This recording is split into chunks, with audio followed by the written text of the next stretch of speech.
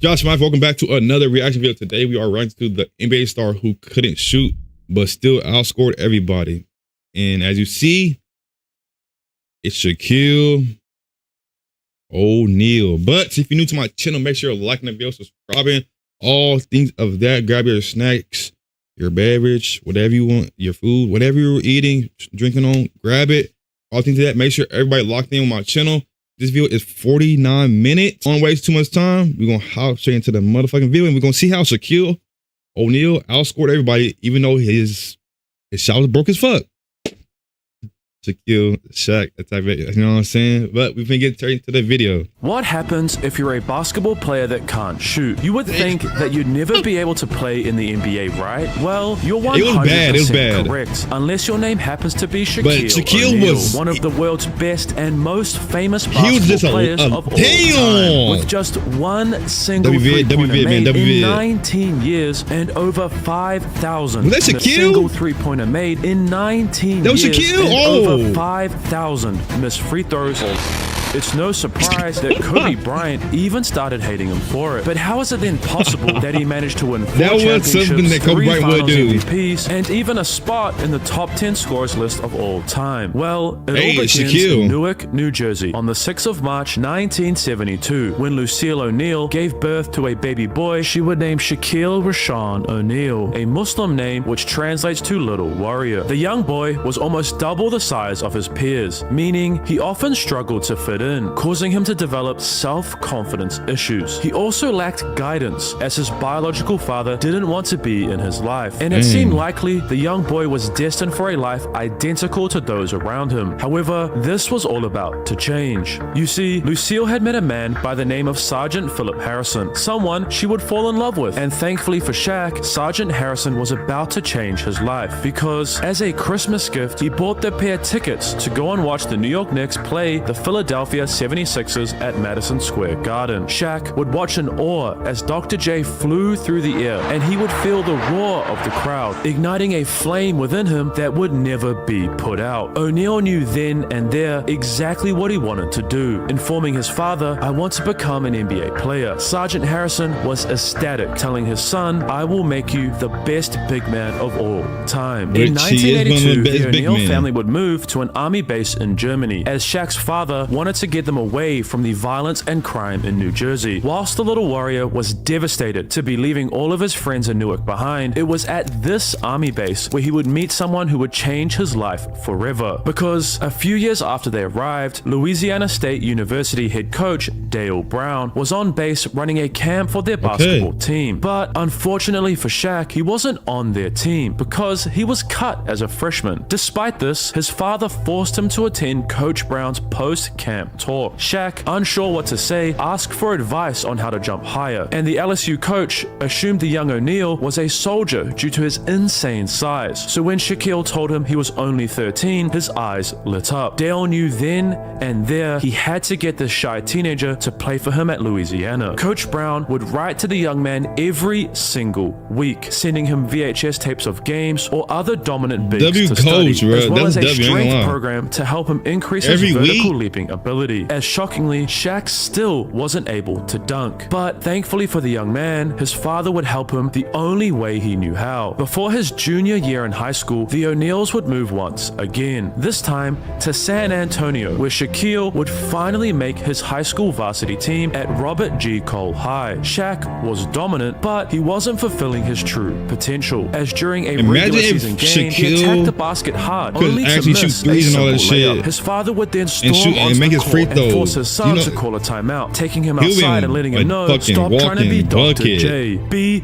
Shaquille O'Neal." This advice flipped a switch in Shaq's head. He was angry. He would return to the game and dunk with such force, his opponents began to move out of his way. Shaq would take his anger out on the rim, but it was never his goal to break a backboard. Imagine being able to do that and dunk, not dunk, but he wanted his opponents to fear him. Thanks to this mindset shift, he began to truly dominate, playing each game with with extreme force. However, the young man still had a key flaw in his game. You see, Cole High School would make it all the way to the regional final, where Shaq had the opportunity to tie the game late at the free throw line. However, he would miss both, and his team would be eliminated by Liberty High School. Shaq was devastated and vowed to never let his team down like that ever again. It was thanks to this refreshed focus that the teenager carried his team to a 35-0 record throughout his senior season, and it was clear Shaquille was ready to move on to collegiate basketball. However, there was one final hurdle he had to jump before he could take that next step. You see, once again, Cole would face Liberty High School in the 1989 regional final, but this time Shaq dropped 44 points en route to an impressive win, which would allow them an opportunity to play for a state championship. Once more throughout their state final, O'Neal was dominant, but this time it was on the defensive side of the floor, blocking shot after shot. His newfound defensive prowess led Cole High to win a Texas state championship, fulfilling the promise he made after failing at the free throw line 1 year ago. Despite having offers from much higher ranked colleges, it was Shaq's loyalty to LSU's Coach Brown that led him to commit to play Division I basketball in Louisiana all the way back in November of 1988, far before he really began to flourish. But despite being one of the most dominant players in America, O'Neal would face some issues in his first year at college. You see, upon arrival for his freshman season in 1989, LSU already had two star players, a guard who many considered to be the original Steph Curry, Chris Jackson, who would later change his name to Mahmoud Abdul-Rauf, and another dominant 7-footer, Stanley Roberts. This stacked roster meant O'Neal would go from being the star player in high school to the third option, causing tension between himself and Stanley as the pair battled for the starting center role. However, it was Roberts who earned that spot throughout Shaquille's freshman season, and despite coming off the bench, Shaq would average 13.9 points, 12 rebounds, and an incredible 3.6 blocks. That's still good. Something would change at LSU because, unfortunately for Stanley, he became academically ineligible to play during O'Neal's sophomore season, freeing up the starting center position, an opportunity Shaquille ran crazy. Over his next 2 years at LSU, Shaq would average 25.8 points, pull down 14.3 rebounds, and block an insane 5.1 shots per game. It was thanks to these performances that the 20-year-old was named as the National Player of the Year. But despite earning this incredible individual accolade, LSU struggled to compete for a national championship due to one key flaw with Shaq. You see, throughout his 3-year collegiate career, defenders would just foul him if they got beat. But isn't this a terrible idea? Well, O'Neal would only make an average of 57% of his free throws during his time at LSU. Therefore, imagine if he actually made his free throws, bro. That'd be crazy. Then let him tear your rims off the backboard. And this flaw cost him because LSU would never advance further than the second round at the March Madness tournament, only winning 2 games while losing 3 at the Big Dance. Despite this flaw, the NBA was calling, but Shaq would lay awake at night, doubting his ability to succeed at the professional level, comparing himself to Duke standout Christian Laettner. Laettner, in O'Neal's eyes, was a better player because he had it all: a jump shot, a handle, and Shaq thought that he would be the #1 pick, not himself. But even though Shaq was unsure he would be the top pick, the NBA sure wasn't, because every single lottery team snuck in an O'Neal #1 jersey, ready to hold it up if they were fortunate enough to land the top pick. The NBA draft lottery would come down to 2 final teams, the Charlotte Hornets and the Orlando Magic. The second pick in the 1992 NBA draft goes to the Charlotte Hornets. And that means Orlando's got it. That the Orlando Magic will pick first in the 1992 NBA draft. And just a few weeks later, let's go now to David Stern for the first selection of 1992. With the first pick in the 1992 NBA draft, the Orlando Magic selects Shaquille O'Neal from Louisiana State University.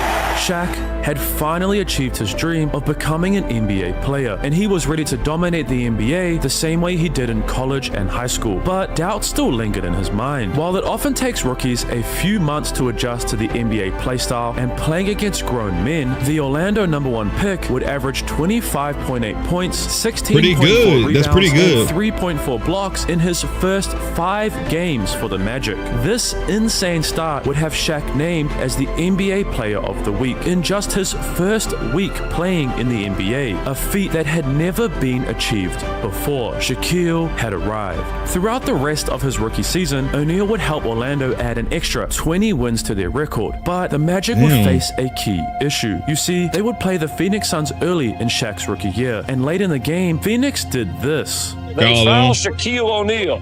This gets the Magic to within one. Matt Gukas watching as he could have tied it. A 53% foul shooter does not get it done. I knew there'd be free throws. But he has a weakness. He's missed 23 of his last 37 free throws. It was due to Shaq's poor free throws that Orlando would miss the playoffs by 4 points. However, this might actually be a blessing in disguise, because just a couple weeks after the season ended, the rising star would meet someone who would have a huge impact on his basketball career. You see, Shaq didn't just dream of becoming an NBA star. He dreamed of becoming a rapper as well as an actor, so he would get himself a role in a basketball-themed movie, Blue Chips. It was on set that Shaquille would meet another rising star, Anthony Hardaway, who was nicknamed Penny by his grandmother. Anthony had just finished his college career during the filming of Blue Chips and was set to enter the NBA draft. While filming, Shaq and Penny developed a great bond, resulting in Shaq telling Orlando that they should draft Hardaway in the 1993 NBA draft. But Anthony was a projected top 5 pick, and Orlando, thanks to their newfound success, were likely to be picking late in the lottery with the 13th or 14th pick.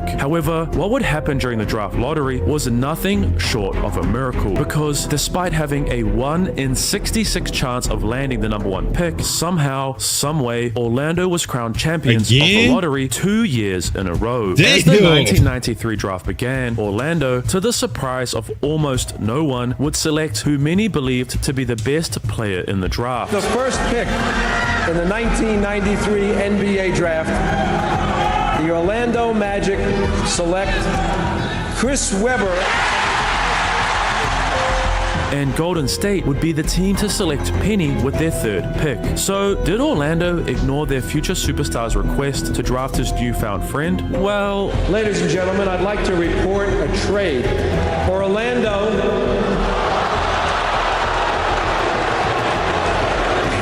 has traded the draft rights to Chris Webber to Golden They don't like that shit. They like it.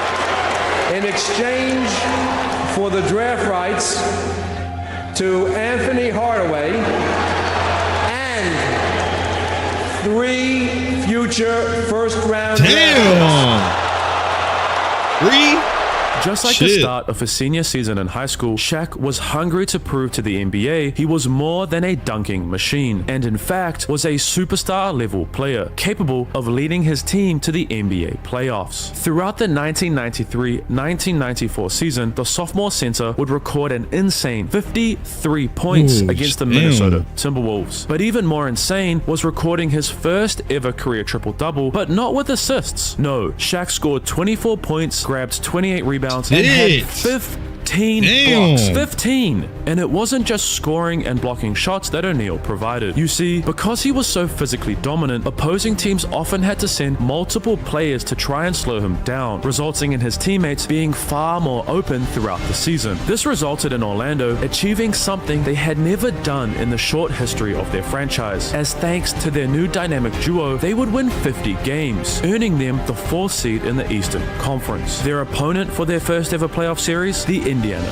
Pacers. Heading into the series, Indiana was the slight favorite, as they had already been to the playoffs in the previous year. But many assumed Shaq would be too much for Indiana to handle. Or would he? Throughout Game 1, Shaq was his usual self, scoring 24 points, blocking 5 shots, and only making 2 of his 6 free throws, leading Orlando to hold a 2-point lead with 13.3 seconds remaining. However, despite O'Neal grabbing 19 rebounds throughout Game 1, he missed the most crucial defensive rebound of the game, giving Indiana another chance to tie or take the lead. 7 seconds. There it is. Wide open for 3. Yes!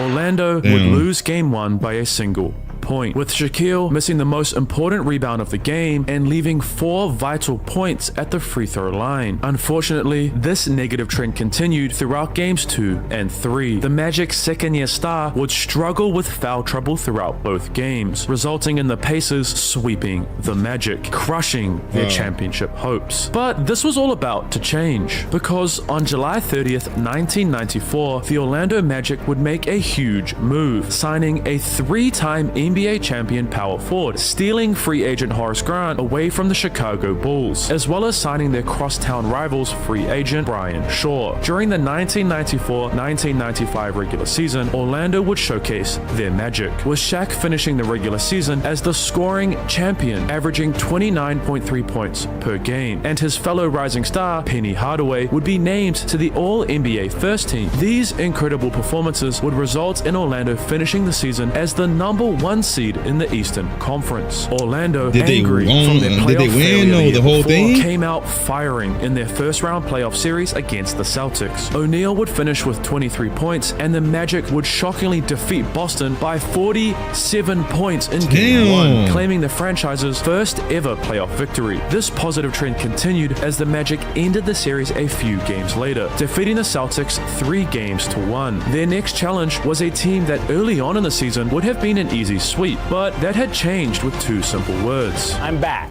That's all Jordan said on Saturday. That was really all Jordan needed to say as his 17-month retirement came to an end. This would be O'Neal's first real test in the NBA, as many touted him to be the face of the NBA while MJ was retired. But could a big man that struggles to make half of his free throws really lead his team past the Chicago Bulls? Because their head coach, Phil Jackson, opted to double down on fouling Shaq. If any of the Bulls players ever got beat, they were instructed to foul O'Neal hard, preferring to put him on the line rather than give up easy dunks. However, for the first time in the superstar's career, this strategy backfired. O'Neal would make 12 of his 16 attempts, finishing with 26 points and a 3-point victory. Perhaps Shaq was figuring out his shooting form after all, or was it just luck? The series would teeter back and forth throughout the next 3 games.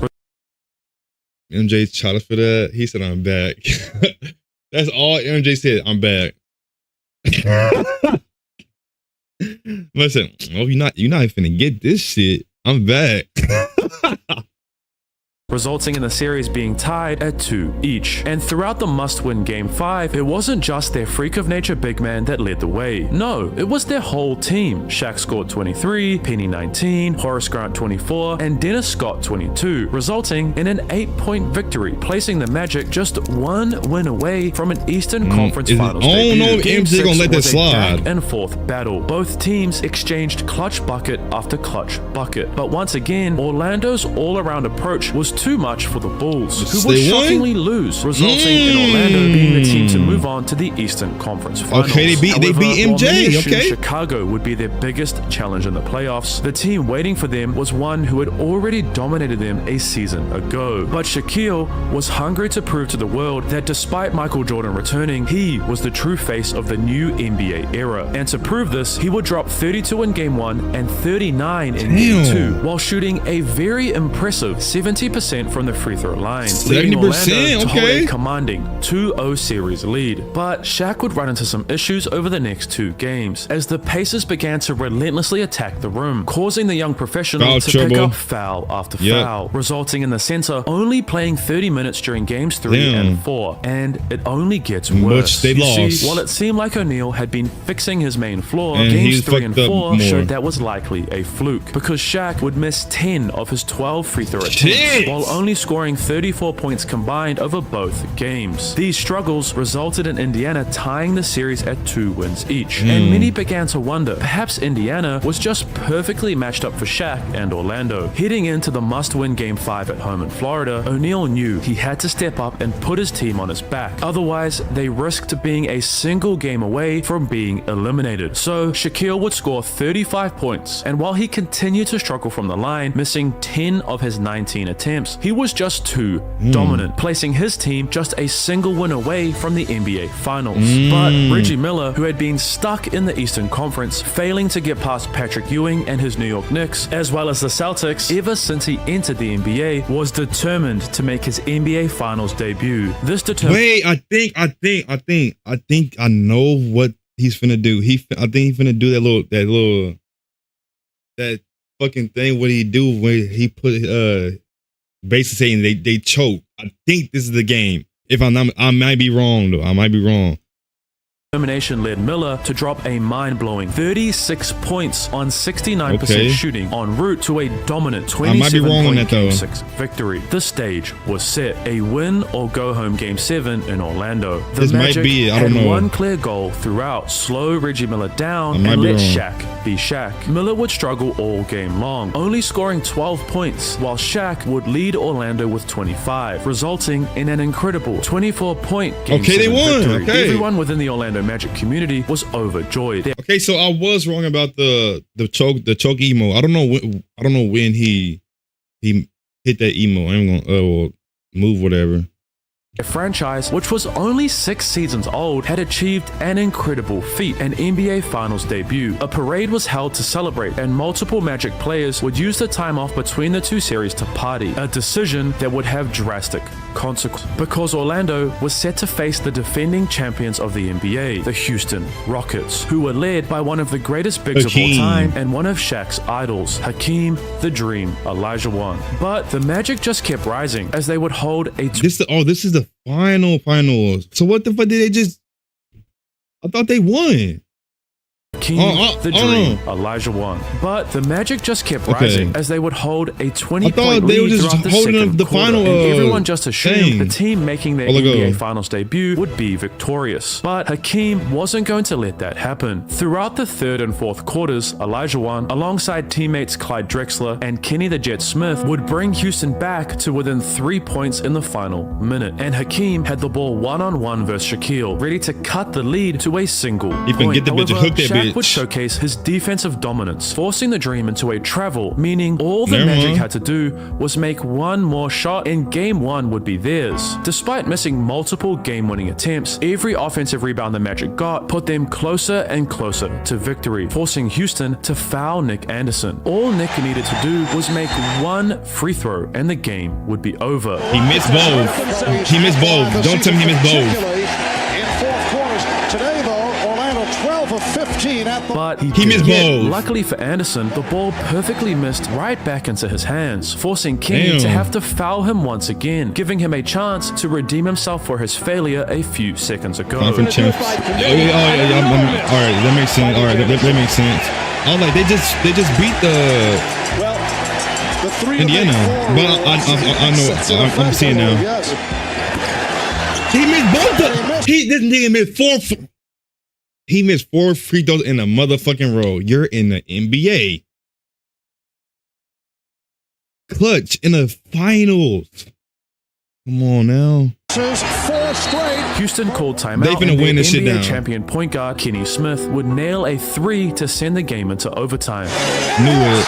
Because he missed all 4 free throws in a row. Houston's experience would shine, because in the final possession, with 5.5 seconds remaining and the scores tied, Drexler would beat Anderson, forcing Shaq to have to step up and help, leaving Olajuwon wide open to tip the miss in. Houston had won Game 1. This negative trend would continue. Because he didn't make one fucking free throw. All he needed to do was make one free throw. I would have made one. It's like the NBA is not, you're in the NBA for a reason, you know what I'm saying? So you got to the point of your career to be there for a reason, you know what I'm saying? I'll make one at least if I'm in the NBA, you know what I'm saying? They could have won Game 1, in my opinion. I ain't gonna lie.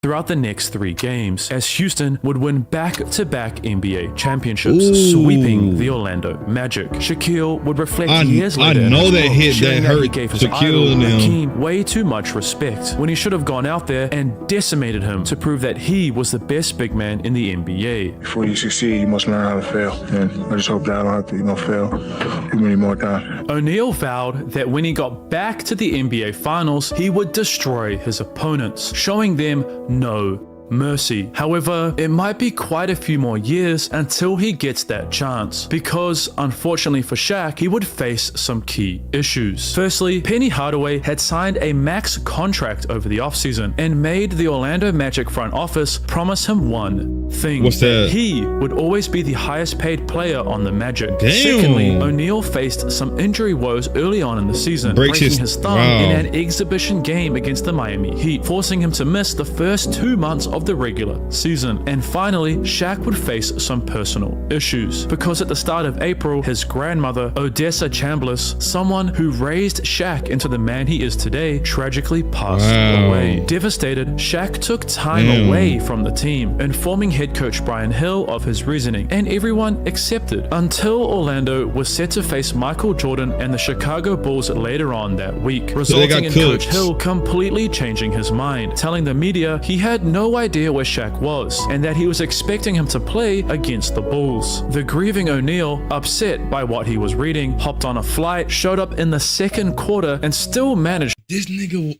wow. So he wasn't even in the city. He said, "Pack my bags, I gotta go." Nigga hopped on a flight, got there, dressed up, suited up, got back in that motherfucking second quarter. Yeah, like Hakeem, he was showing mercy on the court. He wasn't playing. Yeah, it's like he showed him respect. He wasn't like giving his full 100% against Hakeem, basically. Yeah, that's what he was definitely doing. No cap, that's what he was definitely doing. To score 21 points. But despite Shaq's Superman-like arrival, Orlando still lost to the Bulls. Shaquille was upset, not because of the loss, but due to Coach Hill's sudden change in demeanor, making him feel like he was just a player for the Magic, not a young man going through his first real loss. A few months later, motivated to get revenge for their second-round exit the year before, Jordan and his Chicago teammates would decimate Orlando in the Eastern Conference Finals, ending their hopes of going back to another NBA Finals. Shaq, once again, was crushed, but things were only going to get worse. You see, as contract negotiations began, Orlando was unwilling to pay O'Neal more than Penny Hardaway, offering him $69 million over 7 years, which Shaq would deny. News of this would get out to the 69 mil is 69 mil.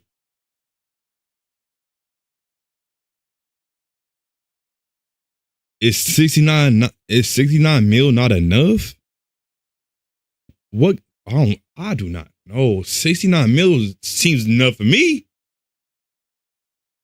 I don't know. He probably wanted more. I don't know. The public, and the Orlando Centennial would run a poll asking, is Shaq worth the $115 million he's asking for? The response, 91.3% of people said no. It became clear to Shaquille that despite carrying the Magic to their first NBA Finals, he was no longer welcome in Orlando. 12th of July, 1996, Los Angeles Lakers general manager Jerry West has just gotten off the phone with the Charlotte Hornets, finally completing a trade to land a player he believes is the next big thing in the NBA. West has just traded his big man, Vlade Divac, for the 13th pick in the 1996 NBA draft, the self-proclaimed Will Smith of the NBA, Kobe Bryant. Now, all West had to do was find someone to pair with his new dynamic shooting guard, and with the extra money he saved by removing Divac, he knew exactly his agent probably thought after. He worked more. more. Jerry would call Shaq's agent and offer him a $120 million contract over 7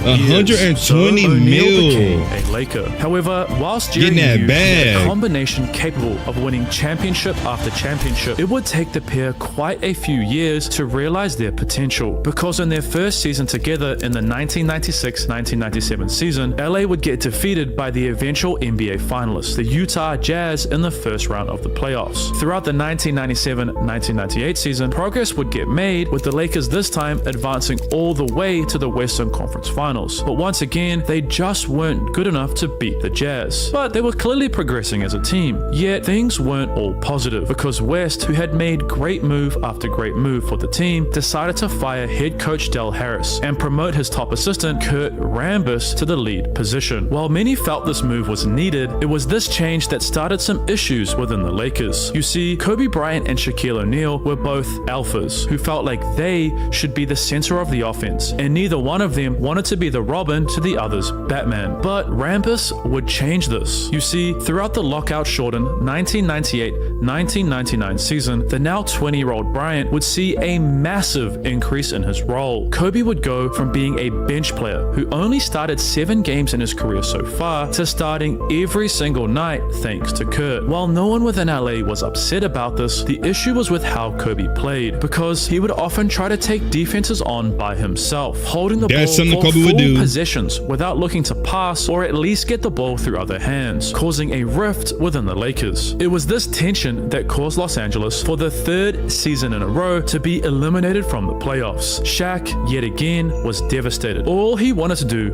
was win, and the expectations began to affect him, because people would compliment his game, yet it was always followed up with, but they said he spent too much time on movies and rap albums. Shaquille can do this, but Jerry knew he had to do something to remedy the situation. He had specifically paired Shaq and Kobe, knowing full well that if they just worked together, they could win 5 championships without breaking a sweat. And thankfully for West, help was on the way, because another NBA general manager by the name of Jerry Krause, who built the Chicago Bulls dynasty that won 6 NBA championships throughout the 1990s, had decided to let his star head coach Phil Jackson go after the 1997-1998 season. Coach Jackson was responsible for aligning a Bulls roster that was loaded with superstars and getting their star player, Michael Jordan, to buy in to winning as a team rather than playing as individuals. While many were unsure if Phil would actually return to the NBA, the opportunity of working with a roster as talented as LA was too hard for the 6-time champion to turn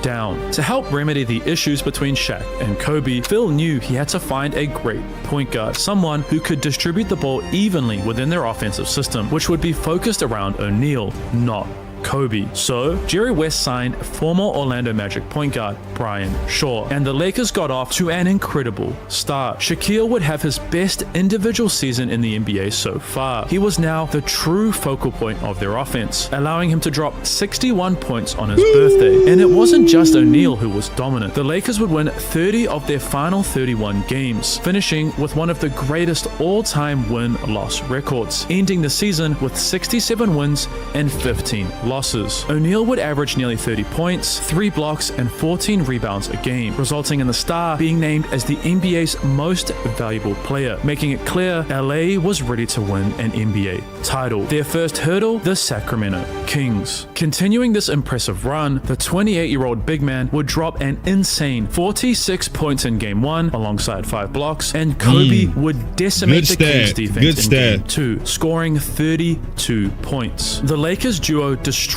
Sacramento, placing them just a single win away from moving on to the second round. But the Kings were hungry. You see, Chris Webber never forgot about Shaq asking Orlando to trade him for his friend, and Divac wanted to prove that he should have been the Lakers center. Therefore, Sacramento would dominate games 3 and 4. They would attack O'Neal's weak point, as Shaq would attempt 26 free throws but only make 10, resulting in the series being tied at 2 games each. Perhaps the duo that's supposed to win 5 NBA titles was never going to work. Maybe Shaq's free throw struggles would forever prevent him from winning an NBA title. However, Shaq wasn't going to let his team down. He wanted nothing more than to win his first NBA championship. Therefore, he would score 32 points in Game 5, leading LA to a huge 27-point victory against the Kings. The MVP had proven that he was the most dominant player in the NBA, and this success continued throughout their next matchup against the Phoenix Suns. Shaquille would drop 37 in Game 1, 38 in Game 2, and 37 in Game 3, once again carrying LA to a series victory, earning them a chance to make the NBA Finals. However, they would run into their toughest test yet, the Portland Trailblazers, who were led by 6-time NBA champion Scottie Pippen, as well as their dominant center Arvydas Sabonis. Yet, this defensive-minded lineup wasn't enough to stop the center from scoring 41 points in their Game 1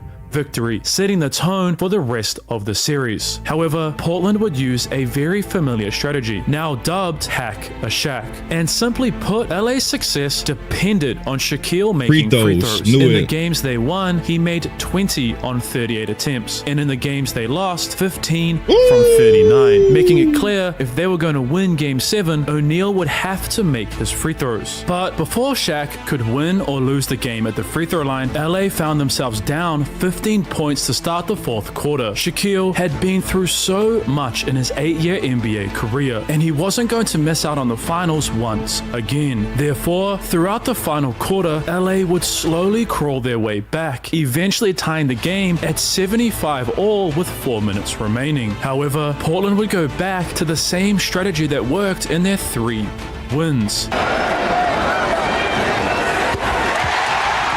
That has to be just for defensive purposes.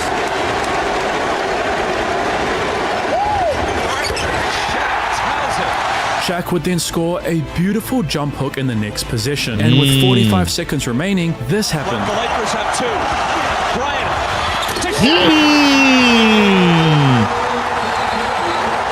Nice ass lob. For the second time, Shaquille had made it to the NBA Finals, but the self-doubt would creep in once again. Was I good enough to achieve this? I know it's free for Shaq, a certain someone told him something that completely changed his outlook, with his mother reminding him, "You were the happiest and most positive little boy I've ever seen." Now, draw on that positive thinking as a grown man. Shaquille O'Neal would have one of the most dominant NBA Finals of all time, scoring 43 points in Game 1, 40 in Game 2, 33 in Game 3, 36 in Game 4, 35 in Game 5, and 41 in Game 6. He went crazy. En route to winning his first ever NBA championship against the Indiana Pacers. Shaq would embrace his superstar teammate as tears ran down his face, because after 8 grueling seasons, he had finally achieved his lifelong goal. This incredible string of games would earn O'Neal the Finals MVP award, meaning he had won the All-Star MVP, regular season MVP,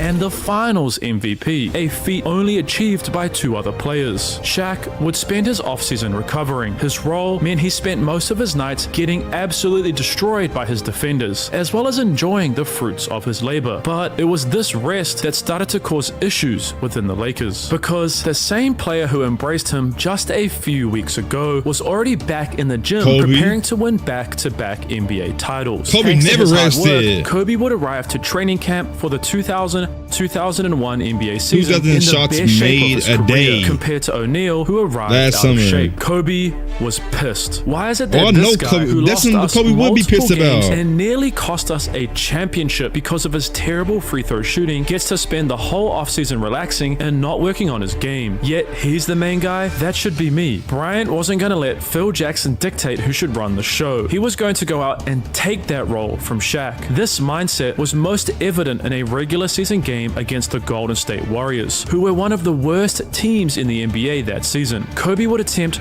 35 shots throughout this overtime game, a game that should have never gone into overtime in the first place. You see, most of these 35 shots were Bryant ignoring his teammates, just looking to force his way to a victory rather than playing as a team, resulting in a 3-point loss. O'Neal was beside himself, and while general manager Jerry West would usually calm Shaquille down, he had been let go by the Lakers owner Jerry Buss over the offseason, and Mitch Kupchak had been hired to replace him. The rift between the pair was coming to a breaking point, but something fortunately unfortunate would happen to Kobe towards the end of the season, because he would sprain his ankle, forcing him to miss multiple games. Therefore, the Lakers got back to how they played in their previous championship run. The ball returned to Shaquille's hands, and the offense began to flow once again. Meanwhile, Kobe was sitting on the bench, observing the Lakers play beautiful team basketball. And while many thought Bryant would come back and try to do the exact same thing, it was quite the opposite. You see, upon his return, he would start to buy back in to their team-focused offense. Kobe's way of saying, okay, I was wrong, let's win another title. And thankfully for the Lakers, this was just in time for their first-round playoff series, a rematch of their epic battle against the Portland Trailblazers. But this time, it wasn't even close, was with working the Lakers together. sweeping You mean the championship they Blazers. would And have it won? gets even crazier, because just like the Blazers, a team who took them to 7 games in 2000, their next matchup was the Sacramento Kings, another team who took them all the way to an elimination game. If they had good relationship and they got like swept as well. they with the ball their Western every Conference single Finals time, matchup, the San Antonio Spurs, led they by went 1999 champion David Robinson and Tim Duncan, would put up a fight? Nah, the Lakers swept them too. Los Angeles seemed unstoppable, going 11-0 en route to their NBA Finals matchup matchup against the 2001 NBA Most Valuable Player, Allen Iverson, as well as the 2001 Defensive Player of the Year, Dikembe Mutombo, who played for the Eastern Conference champions, the Philadelphia 76ers. This stage was set. This would be the Lakers' chance to go back-to-back as NBA champs. However, Allen Iverson had a different plan, dropping an insane 48 points throughout Game 1, which included this insane play. I remember this play. I remember this play. I remember the play. He stepped over him.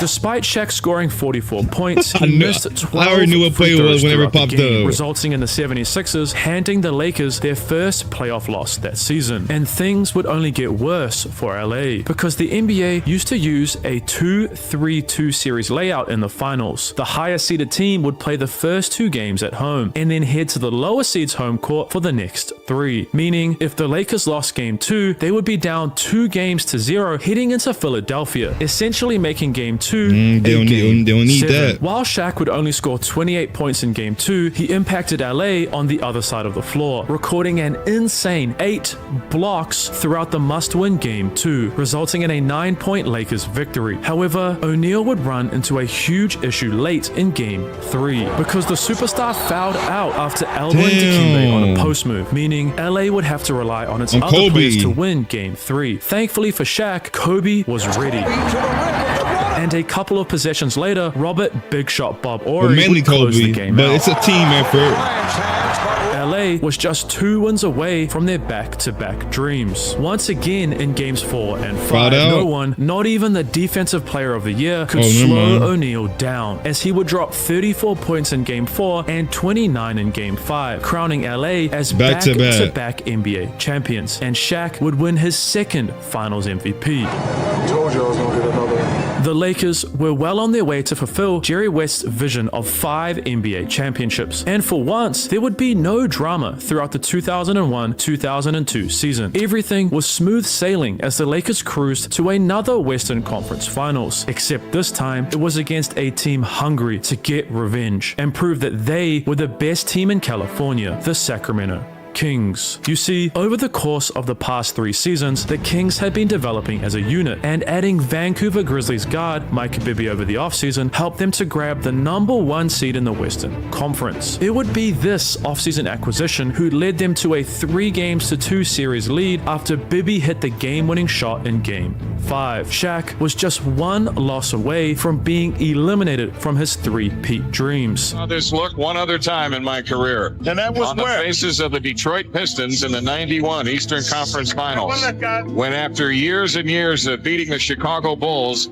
they were about to be swept out of the playoffs. Are you telling me we're looking into the future? I don't know, but it looks the same. But the big man, who many believe to be just as dominant as MJ, wasn't going to let his team down. O'Neal would drop 41 points throughout this elimination game, a dominant performance that was supported by his teammate Kobe, who added 31 points of his own, resulting in the Lakers living another day, forcing a deciding Game 7 back in Sacramento. It all came down to this: whoever wins heads to the NBA Finals. For the Lakers, a chance to three-peat. For the Kings, an opportunity to achieve something their franchise never had done before. But the Lakers had something the Kings didn't. Our experience will probably help us down the stretch as far as our poise. And Kobe would share an iconic quote. Cowbell's never blocked my jump shot. And especially in the Game 7. The Kings and the Lakers traded bucket for bucket. Shaq would drop 35, Kobe had 30, Mike Bibby chimed in with 29, and Chris Webber 20. But no moment was more important than this one, because with 1 minute 32 seconds remaining in overtime, the scores were locked at 106. So the Kings smartly went to a strategy that had worked so well throughout O'Neal's career. Coming back to Shaq. Fouling him. And is fouled. But what happened next was nothing short of a miracle. He made both of them. Yep, he made both of them. They thought fouling was gonna work, and it didn't. crucially giving LA a 2-point lead. And shortly after, Kobe sealed the game at the free throw line. Therefore, LA was off to their third NBA Finals in a row. Awaiting them was the New Jersey Nets, another team that had been transformed by trading for a point guard over the offseason. Jason Kidd had revolutionized the Nets over the 2001-2002 season, and he had this to say about O'Neal. Nobody's come up with a way to stop Shaq. If it was 20,000 people here, you could have put them all on the floor. You're still not going to stop that guy. I think the best way to defeat him is to try to figure out what car he's going to drive and put sand or something in the gas tank or sugar. Because no.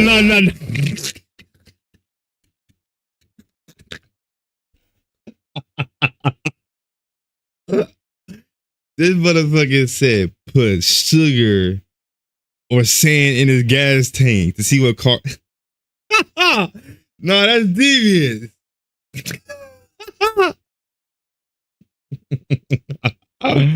All right. If he makes it to the arena, you're going to be in trouble. Kidd couldn't have been more on the money, as Shaq would score 36 in Game 1, 40 in Game 2, 35 in Game 3, and 34 in Game 4 en route to sweeping the New Jersey Nets, crowning LA as back-to-back-to-back NBA champions. Shaquille would win his third Finals MVP, and the Lakers began their quest to win 4 NBA titles in a row. But this is where things would start to unravel for the Lakers. Because, as usual, O'Neal used the offseason to recover, and he opted to delay a toe surgery until the season began, saying, I got injured on company time, so I'll recover on company time. Nah, that's crazy. I got hurt on company time, so I'm gonna wait out, and then when I get back, I'm gonna just rest. I'm healed company time. I'm not gonna do no shots, no nothing off season.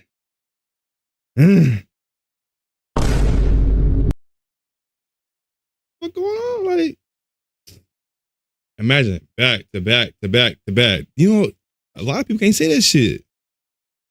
A lot of people can't even say they won one. You know what I'm saying? But, hey, that's crazy.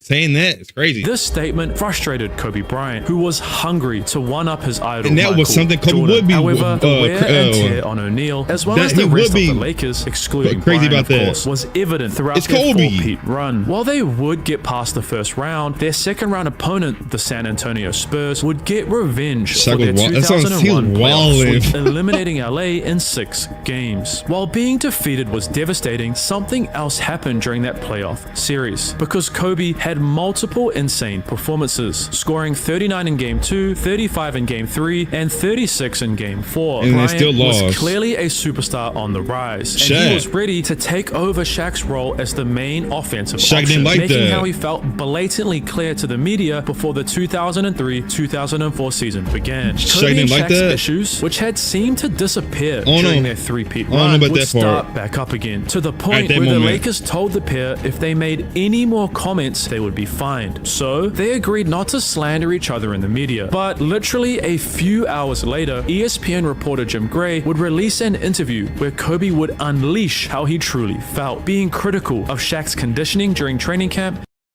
Brian, this is his team, so it's for him to act like it. That means no more coming into camp fat and out of shape.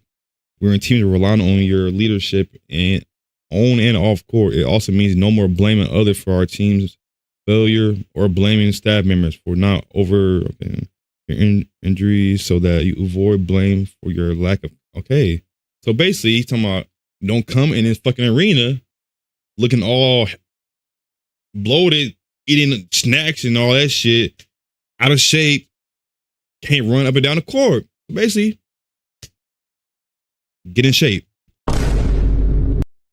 And implying he was ready to be the face. Brian, last year, Phil told me Shaq was not in the physical condition to carry the trust of our offense. So he asked me to do it. But then he saw Shaq was getting upset.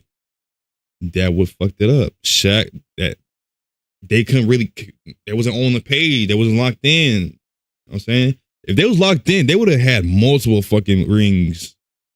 Championship, no cap, bro, no cap. That was right. It says Shaq was getting upset that the team wasn't running through him. Hey, ain't you supposed to run a team through a fucking point guard? Or am I wrong? So Phil asked me to pull back, and I did. All right, I feel like that went bad. You supposed to run the team through a point guard. I don't remember a team going through the straight going to the center unless it's a big talked about fucking center that nobody can stop. I don't know. I may be wrong. Of the Los Angeles Lakers. O'Neal would arrive at the Lakers facility the next morning, ready to kill. Alright, I thought he'd be late. Reached its boiling point. It was clear they were no longer going to work together. So after Los Angeles was eliminated by the Detroit Pistons in the 2004-2005 NBA Finals, the Lakers had to make a decision. Do we go with Kobe or Shaq long term? However, before any of this even happened, O'Neal knew his fate. He knew all the way back in 2000 when Jerry West left that if it ever came down to it, Lakers owner Jerry Buss and general manager Mitch Kupchak would choose Bryant over him. So the search would begin for a new home with one thing in mind. You see, Shaquille was well aware he couldn't single-handedly carry a team. No, he needed to find another superstar to play with. Luckily for O'Neal, there was a team with a young rising shooting guard. He wasn't no center. Shaq was a center. If you think about it, LeBron he's not a center. But I know what you're saying, man. I know what you're saying. How like that year LeBron was going crazy, but he could shoot threes. He was going to the paint. Nobody could stop him. He was shooting free throws. He wasn't bad as Shaq, but it was depending. Like sometimes off, sometimes on. But I see what you're saying though about the LeBron basically being a point guard, because who the fuck was gonna stop him? O'Neal would arrive in Miami shortly before the 2004-2005 I think this when Dwayne Wade and him was on the team. Remember this? I'm gonna bring a championship to Miami, I promise. And something was different about the big man because he had learnt some huge lessons in his time in LA. Therefore, he would ensure his time started in Miami on a positive note. He would work hard all season to meet Miami. Oh, now you want to work. You couldn't work with Kobe. But it did say that he learned some big lessons and shit. Imagine if he was working in the off season with Kobe. You know how many fucking rings they would have? Heat president Pat Riley's strict body fat percentage of 10%, and he would build a slightly different relationship with his new star partner. This time, Shaq wasn't going to be Batman. He was going to be D Wade's Robin, and something positive would happen because throughout their first season together, Shaq helped add an extra 17 wins, allowing the Heat for the first time since the 1997 season to make the Eastern Conference Finals, making Kobe it clear Shaq really didn't need Kobe to win a title. Yeah, facts, no cap. Did he? Because throughout the 7 games, I think it's the same thing with Kyrie and LeBron. I feel like they could have had. They was like a nice ass duo. I feel like it's always some duos that don't get along together. I don't know, because there's shit that's going on that we don't see. I feel like because Kobe and Shaq went through it. I feel like LeBron and Kyrie went through it, and there's multiple duos. Yeah, Kyrie hated being because if you think, because Kyrie he would get open moves, like, well, not with moves, but like he could get hella space with the moves he got. But imagine they fucking was on the same page, bro. That would have been so crazy, bro. Kyrie's not as good as number one option. That's why he kept losing. He don't realize he's supposed to be number two. I feel like if they got along together and like wasn't like, oh, I'm number one, I'm number two, blah blah this. I feel like it would have been so much better in my opinion. Series, Shaq once again shot a terrible 44% from the free throw line, resulting in Detroit for the second year in a row eliminating Shaq from championship contention. But things were about to change because Pat Riley was pissed. He had brought in the most dominant big man in the NBA, but they failed to make it out of the Eastern Conference. So Riley knew he had to make some moves. He began with re-signing Shaq to a team-friendly deal. Shaq did this to allow Pat to bring in key veterans, Gary Payton and Antoine Walker. And the crazy thing is, Pat Riley wasn't done. After a horrible start, head coach Stan Van Gundy resigned, and Pat Riley made himself their head coach, resulting in a 41-win, 20-loss end to the 2005-2006 season. But something unfortunate would happen in their first-round series against the Chicago Bulls, because after they went up 2-0, they started to let their foot off the gas, resulting in Chicago tying the series after Game 4. And Shaq's issues were becoming worse and worse, as he didn't make a single free throw in their 2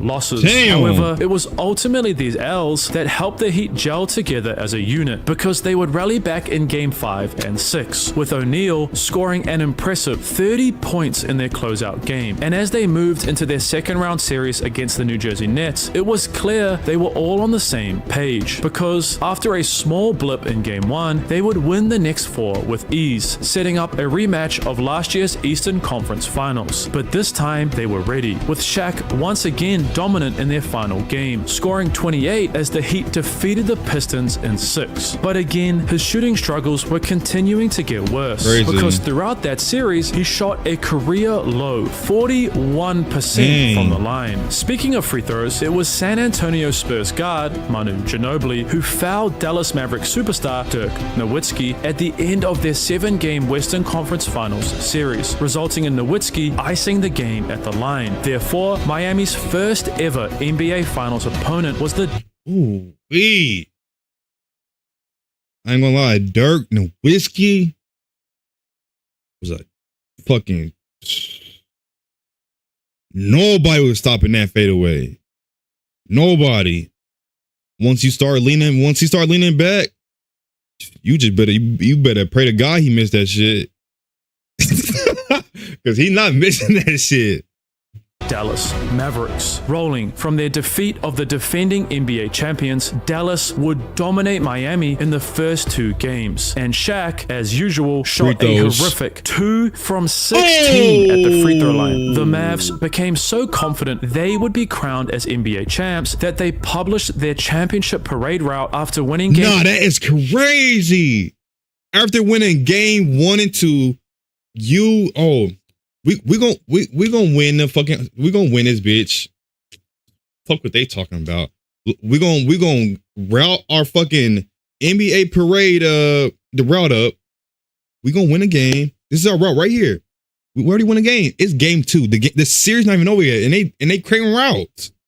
Games 1 and 2. Head coach Pat Riley saw this, bringing the article into Miami's locker room before game 3 hung that bitch to motivate up. His team. This guy is planning a he hung that bitch clear up. point had been made. Therefore, slowly but surely, Miami, led by their rising superstar D Wade, would win game after game, each victory sucking the soul out of the once egotistical Dallas Mavericks. They got too cocky. He retook the series and held a commanding That's what I'm saying. That's crazy, bro. To Texas. After their Game 5 victory, Pat Riley had one clear instruction for Game 6 and 7. You are only allowed to bring one suit. We are not going to be playing a Game 7. And as the players boarded their team plane, he would check their luggage to ensure he was they serious about the shit. Throughout Game 6, it was once again D Wade who was dominant, dropping 36 points, leading Miami to defeat Dallas and be crowned as NBA champions. Shaq had proved to the world that he didn't need Phil Jackson, Kobe Bryant, or the Lakers to win a title. But the thing about it, he matured about it, because you saw how Shaq was working in the offseason.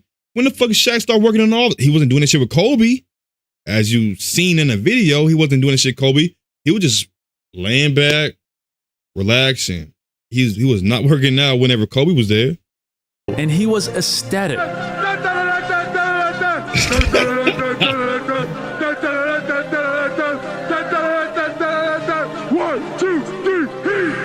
Shaquille's incredible NBA career would come to an end 5 years later, after short stints with the Phoenix Suns, Cleveland Cavaliers, and Boston Celtics. Shaq ended his career having won 4 NBA titles, 3 Finals MVPs, and is still, to this day, top 10 in scoring all time, which is insane when you consider he missed over 5,000 free throws and only made one that could be 5,000 points just off of free throws. 19-year NBA career. However, did you know there is a dominant big man who is playing right now who is the exact opposite of Shaq, a player that has zero athleticism but still managed to win 3 MVPs, an NBA title, and a Finals MVP? Well, that player is Nikola Jokic, and you can hear more about his inspiring story by clicking on the video on your screen right now.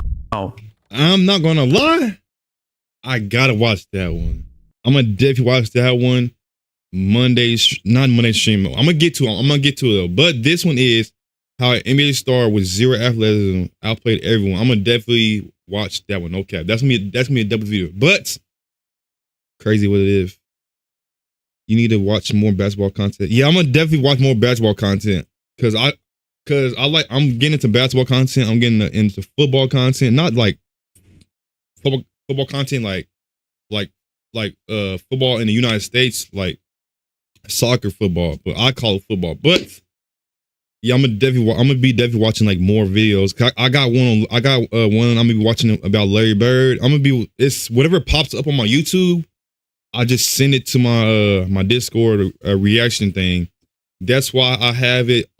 Whoever's in my Discord, if it's an interesting video, they could just send it to the reaction page on my Discord, and I can react to it on stream. But that is the end of the video, Josh Mafia, of the NBA star who couldn't shoot but still outscored everybody. Crazy ass fucking video. Even though Shaq, he couldn't shoot free throws, which he missed over 4,000, 5,000 free throws. Imagine 4,000, 5,000 free throws in points. He could have had more rings if he didn't miss so much free throws, because Kobe didn't like that shit. We all know how Kobe feel about not working out. Kobe will work out fucking 5 o'clock in the morning. It's 7 o'clock, 8 o'clock come around. He already worked out 2-3 times. But if you made it to the end of the video, Josh Mafia, make sure you're liking the video, subscribing, and all things of that, and make sure everybody is locked in with my channel. Your family, your dog, your cat, your pet, whatever. Make sure it's locked in. But other than that, out here building a motherfucking community. Yeah, I will see y'all on the next fucking video, and let me know down below what you think of this video. Did you think, what is it? Is this one of the biggest what ifs? Let me know what you think down below in the comments about this video. Yeah, I will see y'all on the next video, Josh Mafia. I love y'all. Falling, dreaming, talking.